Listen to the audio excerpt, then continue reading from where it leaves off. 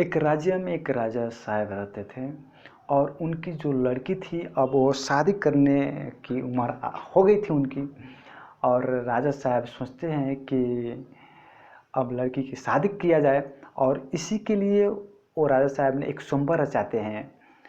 और स्वयंवर स्वयंवर करने का मतलब ये होता है दोस्तों कि शादी करने के लिए प्रतियोगिता रखा जाता है। जो भी वो प्रतियोगिता को जीतेगा उससे जो राजघराने की लड़की होती है, राजकुमारियाँ होती है, उनकी शादी कराई जाएगी। स्वयंवर रचाया जाता है और स्वयंवर में ये शर्त रखा जाता है कि एक पोखरी होता है, लेकिन उस पोखरी में बहुत सारे मगरमच्छ होता है और उस पोखरी के एक के किनारे से दूसरे किनारे तक जो भी तैर कर चल जाएगा उससे राजकुमारी को शादी कर दिया जाएगा। राजा साहब का हुक्म होता है और ये डेट फिक्स होता है। और उस डेट जिस दिन फिक्स होता है उस दिन बहुत सारे देश अगल बगल के लोग भी जाते हैं वहाँ पर देखने के लिए स्वयंवर और उसमें हिस्सा लेने के लिए भी। यहाँ तक कि जिनकी शादियाँ तो हो गई है वो तो, जिनकी शादियाँ नहीं हुई है तो वो लोग तो जाते ही हैं, तो वो तो ठीक ही बात है। और यहाँ तक कि जिन जिन लोग की शादियाँ हो गई है वो लोग भी जाते हैं वहाँ पर कि चलो कहीं मुझे भी लॉटरी लग जाएगा। और स्वयंवर शुरू होता है और राजा साहब ऐलान करते चलो जो कोई भी मेरे लड़की या राजकुमारी से शादी करने के लिए चाह रहे हैं वो आगे आए और ये प्रतियोगिता में हिस्सा ले और ये मेरी लड़की जो है राजकुमारी है यहाँ की मेरे राज्य की, उनसे शादी करेगा अगर। और इसी दौरान सब लोग सोचने लगते हैं कौन जाएगा कौन जाएगा, देखने लगते हैं कौन जाएगा कौन जाएगा, जैसे मैं जाऊँ कि ना जाऊँ, मगरमच्छ है, सब लोग सोचते कन्फ्यूजन में पड़ते हैं।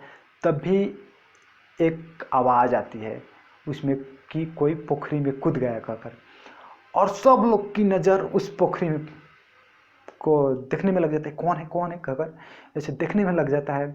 और तभी एक लड़का उस मगरमच्छ से ऐसे बचते बचते उस किनारे पर पुग जाता है, पोखरी के दूसरे किनारे पर पुग जाता है।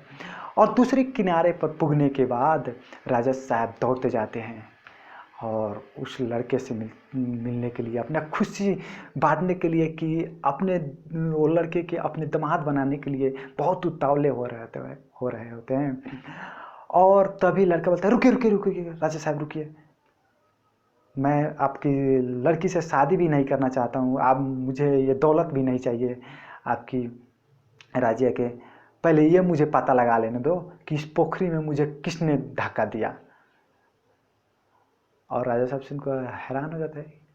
और दोस्तों वो आदमी जो होता है वो खुद मर्जी से उसमें कूदा नहीं होता है पोखरी में, उसने किसी ने उसे धक्का दे दिया होता है और उसके बाद उससे मजबूरी बस वो मगरमच्छ से बचते हुए दूसरे किनारे पर निकल गया होता है। और फाइनली उसे शादी राजकुमारी से करा दिया जाता है उसका। और जो राजा साहब के ऐलान अनुसार उस लड़के को 50% उस राज्य के प्रॉपर्टी में से दे दिया जाता है।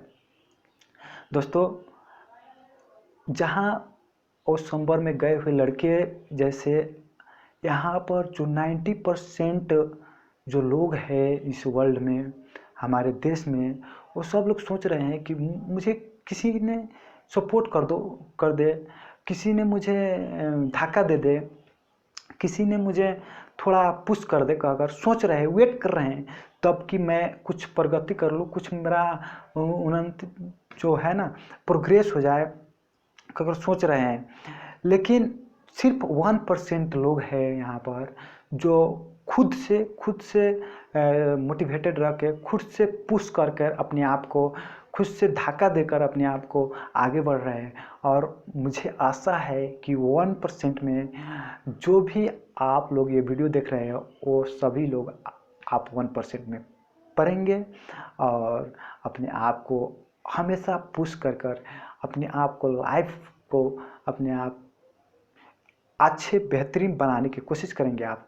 इसी के साथ मैं आज इतना ही कहते हुए कि आप अपने लाइफ में हमेशा मोटिवेटेड रहें अपने आप को पुश करें, अपने आप को एक क्या बोलता है ना, उत्साहित रखें कि मुझे कुछ अचीव करना है, मुझे कुछ हासिल करना है। कहते हुए मैं अभिषेक यादव आज आप सभी लोग से विदा लूँगा। Thank you for watching.